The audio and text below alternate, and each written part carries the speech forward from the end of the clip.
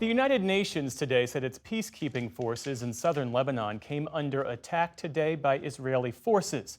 Israel invaded the south last month to press its military campaign against Hezbollah militants. The UN peacekeeping force, which goes by its acronym UNIFIL in Lebanon, is charged with keeping the border between Lebanon and Israel quiet and demilitarized on the Lebanese side. As special correspondent Layla Milana Allen tells us, the prospects for either are further away each and every day. Shock in the international community today as Israeli tanks fired on 2 UN peacekeeper bases in southern Lebanon. 2 soldiers were injured. Elsewhere along the southern border, fighting raged between IDF soldiers and Hezbollah forces.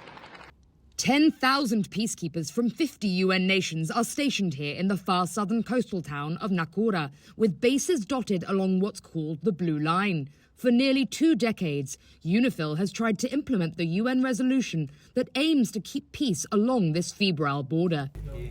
In calmer times, UNIFIL troops work to assist the local community here and distribute aid when necessary. But for the past 2 weeks, they've been trapped under intense shelling and small arms fire from both sides.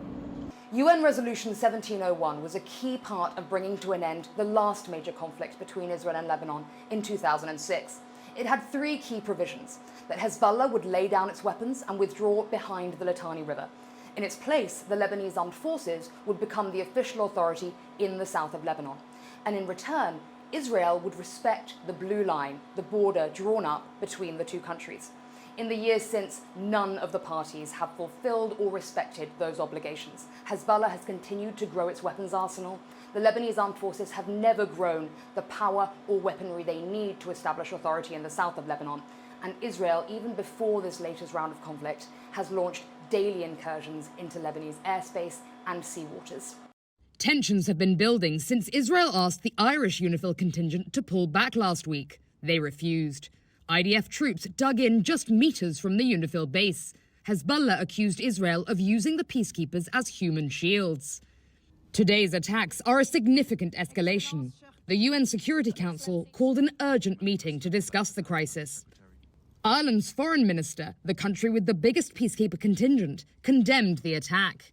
Andrea Tenenti, UNIFIL spokesperson based at the headquarters fired upon today, called the IDF's attacks a grave violation of international law.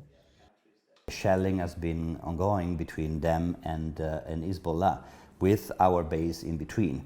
It's also important to remind the parties that it's their obligations to ensure security and safety of our troops. And that's something we have been reminding them.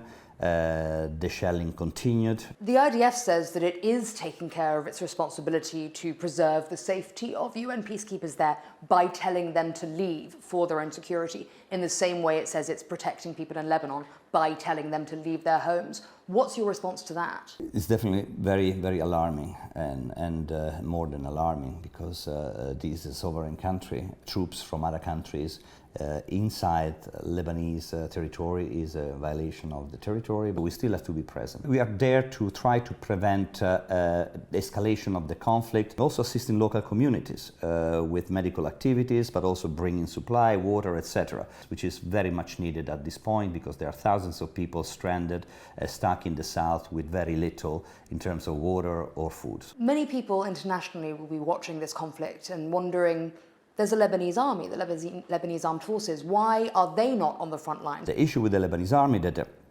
extremely committed, and also they have very well received by the population in Lebanon. They also have a lot of difficulties in terms of capacity and capabilities. It's important for the international community to understand how relevant it is to support the Lebanese army and to bring a large number of troops equipped and trained to the south to bring back state authority. And we can assist in the implementation, but we need a serious commitment from both sides, and at the moment we do not have it.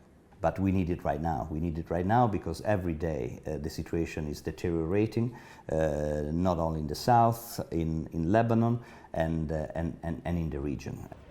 UN workers and peacekeepers were once a red line for the international community.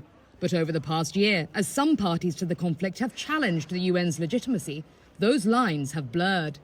Multiple UN officials voiced frustration to the NewsHour that respect for international humanitarian law and UN authority are on the verge of collapse.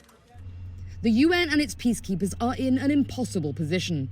Their mandate means they can't fight, so if they stay put and these attacks continue, they'll be sitting ducks. If they leave, what could be the international community's last chance to stop this conflict in its tracks goes with them. Nearly 20 years after the world came together to find a lasting resolution, the same old battle lines have exploded into a war already more bitter and bloody than the last. For the PBS NewsHour, I'm Layla Milana Allen in Yarzeh, Lebanon.